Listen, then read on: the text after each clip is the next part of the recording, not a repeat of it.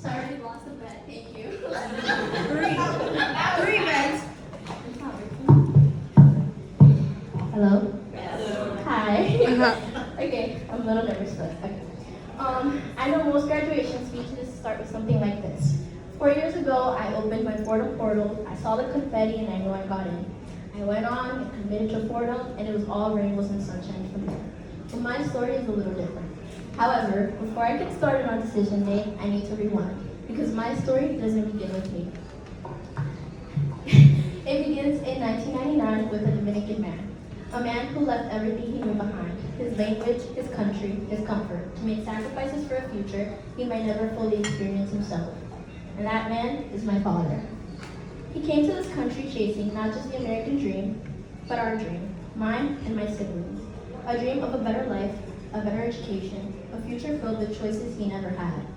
Every day, my father wakes up at 4 a.m. and works into late hours of the night, and not once have I heard him complain. Instead, he looks at me and says, "Mija, estudia para que no termines como yo."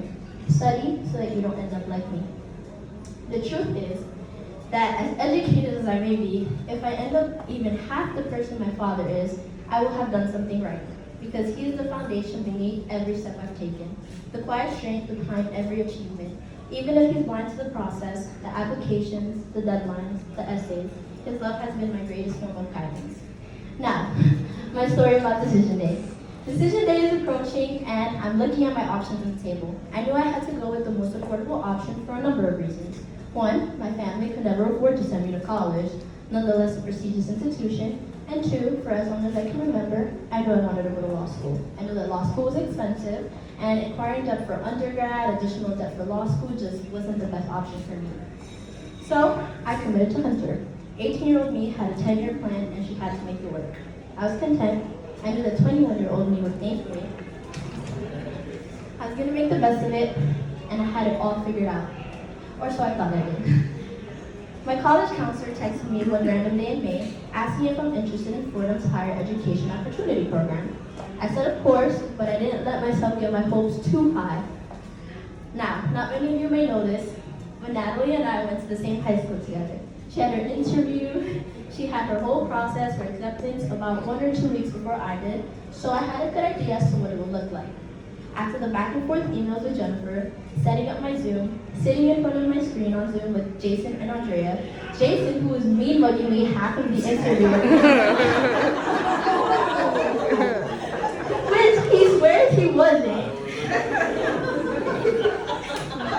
Sounds right. Yeah.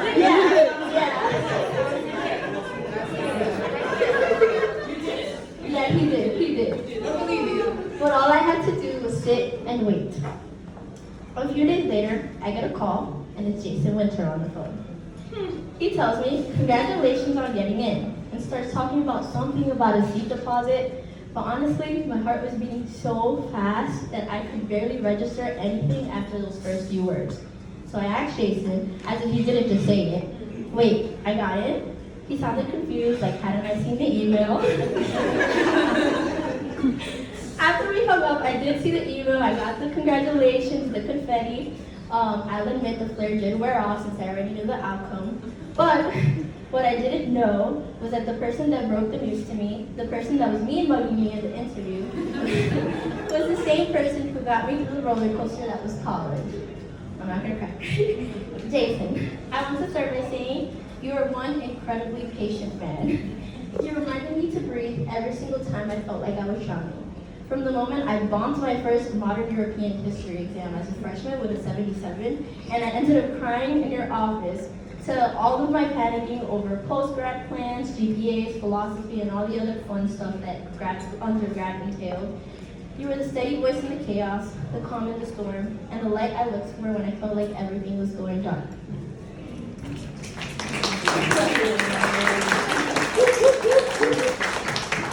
Just last week, when you looked at me and said, "I knew you would be okay," it hit me how much your quiet faith has carried me through the years. Thank you for always helping me see the bigger picture, especially when I couldn't, for never giving up on me, even when I was ready to give up on myself, for guiding me through some of the hardest moments of my academic journey and reminding me, time and time again, that I was capable. I could stand here all day and talk about how incredible you are as a counselor, how your advice is always honest, and how you're someone that's always getting hurt or choking on ginger ale. Or just throwing high kicks around the office, which he also gets hurt after. And while all of that is true, what I really want to say is thank you. Thank you for every laugh, for every lecture, every reality check, and every moment you held space for me. Thank you for the faith you had in me, faith that was constant, unwavering, and exactly what I needed to make it to the other side. So, moving on from my Jason tangent, the summer program started and it was interesting. Considering that we spent the first year and a half on Zoom, and like for high school, we spent the first year and a half on Zoom, it was nothing new. However, the most memorable part was when I was assigned my first paper, and I was so not ready. Andrea loves to recall this story, but it was my first time being genuinely afraid. However, she walked me through it, and she gave me my first sign at not being alone through this. So Andrea, thank you for the moment and that moment after, for every check-in, every conversation, and every time you showed me when I needed guidance the most. But most importantly, thank you for giving me the strength I needed to major in philosophy. Thank you for picking my brain and challenging my thinking and motivating me to pursue what truly excites me. Your belief in me made all the difference because you opened the door to something that became so fundamental to me. Anyways, through the summer program, we were on Zoom, so unfortunately, my cohort and I were not able to bond with each other in ways that I witnessed the other cohorts bond, like you guys. We came in, we knew that we had the HEOP office, yet unfamiliar with what at the time looked like the scariest place on earth.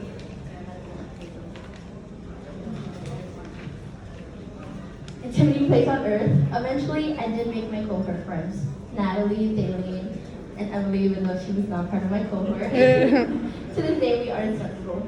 But at the time, I was looking at something that no one in my family had done. It was me facing the unknown. Now, I'm already a small person, but I never felt as small as I did when I started undergrad. The semester began, and from the very first day, Natalie and I clung to each other like lifelines. Natalie and I ran to Jason after every good and bad experience. Slowly, we found our rhythm together in the chaos, a routine that gave each other just enough breath to keep going.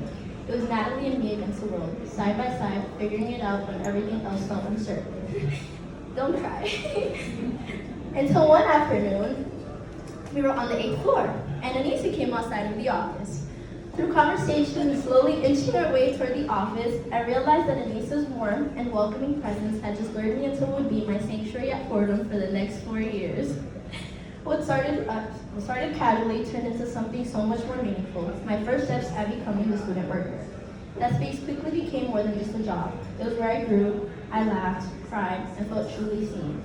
It was where I found invaluable mentorship and made my first friends in college, who despite being older than I, play a constant role in my life to this day.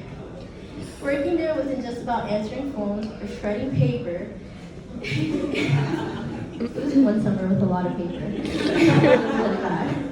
It was about finding community, purpose, and pride in contributing to a place that had already given me so much. But it wouldn't have been possible if it weren't for Jennifer. Now, I'm not gonna cry, but it's no secret to what Jennifer means to me. Jennifer. Words will never be enough to express the depth of gratitude and love for you. You have supported me through every endeavor, every creative spark, every dream, no matter how big or small.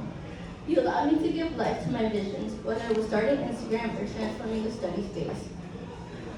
None of it would have been possible without your trust, your encouragement, and your unwavering belief in me.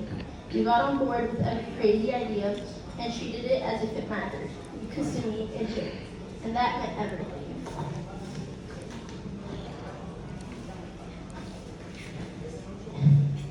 You have gone above and beyond for me in ways that I'll never be able to repay. But this isn't just about how you show up for me. It's about how you show up for all of us. You advocate for this program with every breath, every meeting, and every opportunity. You don't just support students while they're here, you build relationships that last long after we graduate. You don't clock out at 5 p.m. You live this, you breathe this. You made Yacht more than just a program, you've made it a home. A place where we're seen, where we belong, where we come back to even when we've moved on. You keep getting asked, what are you gonna do when your girls leave you? But here's the truth, you're not getting rid of us, not even close. Just because we physically won't be in the office doesn't mean I won't still be blowing up your phone with updates, questions, and probably way too many life crises. Like, you know me by now. I'll always need you in my corner, and I always value everything you've taught me about leadership, about resilience, and about showing up for others. Thank you for being my mentor, my cheerleader, and most importantly, my safe space. Thank you for making this journey so unforgettable. And while your presence has inspired so much of my journey, I would be remiss if I didn't take a moment to acknowledge someone else who made an impact just as profound. Liam, also known as the Grad Whisperer, the email wizard, or if you ask Natalie, Big Bird, that's also what he's known as, yeah. Now, I know you're not the best at receiving praise. Your default is to get a little red in the face, like you're doing right now. You avoid eye contact, but you're gonna have to sit through this one. So thank you, Liam.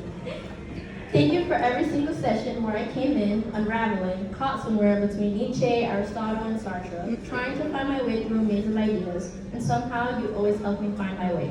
You listened, you really listened, as I wrestled with ideas, trying to make sense of my voice on paper.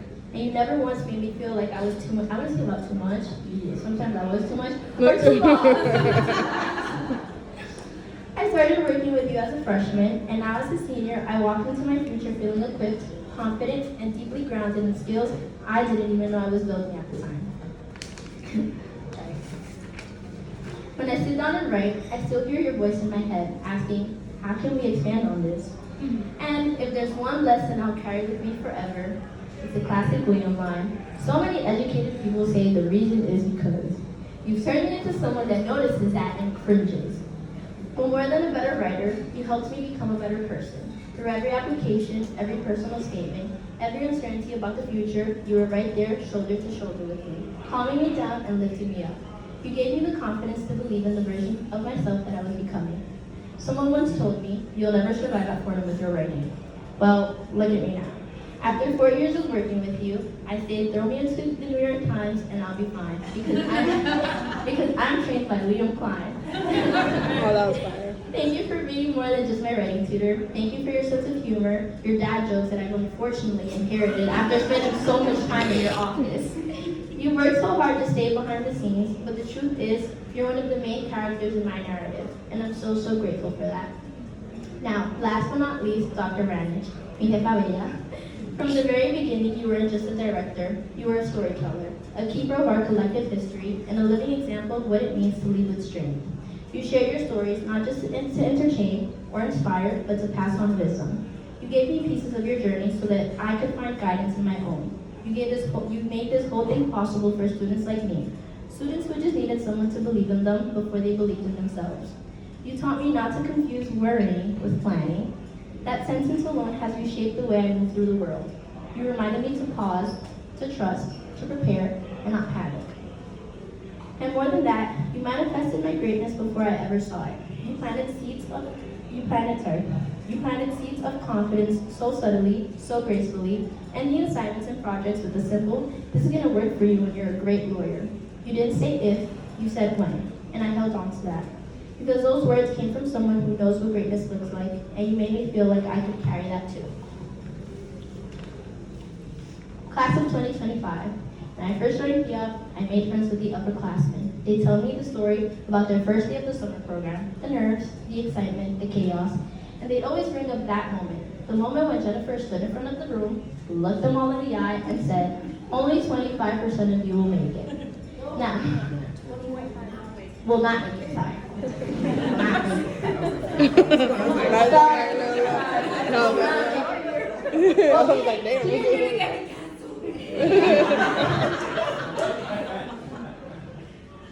Clearly, we didn't get that speech. We didn't get that speech because Jennifer probably knew that if she did say that to us over Zoom, we'd start slowly closing our laptops, pretend the Wi-Fi cut out, and never come in the first day. But whether it was said out loud or not, the pressure was real, the odds were real, and still, here we are. Congratulations to the HIAP class of 2025, because we did it. We are the ones who made it through. We made it through the virtual learning, the check-ins, we made it through the culture shock, the imposter syndrome, the burnout, and those moments where we questioned whether we belonged. We made it through late night papers, mid-semester meltdowns, and finding our footing in rooms we were told we might never enter. We didn't just survive boredom. We showed up, we showed out, and we earned every moment of the celebration. He took a chance on each and every one of us. They looked past the test scores and numbers. They saw potential, grit, heart, and we showed them exactly why we were worth it. We carried not just our backpacks, but our families, our neighborhoods, and our dreams on our shoulders. This journey wasn't just academic, it was personal, it was proof. Proof that we are more than just statistics, that access and opportunity can change lives, that when someone believes in you and you start believing in yourself, there's no limit to what you can do. So today, as we prepare to close this chapter behind, I hope you never forget this moment. I hope you never forget that you were part of something powerful, that you are proof of what happens when doors are opened and students like us walk through them, ready to shatter the ceilings. We are not the exception, we are the example. Here's to us, the dreamers, the fighters, the believers, the class of 2025.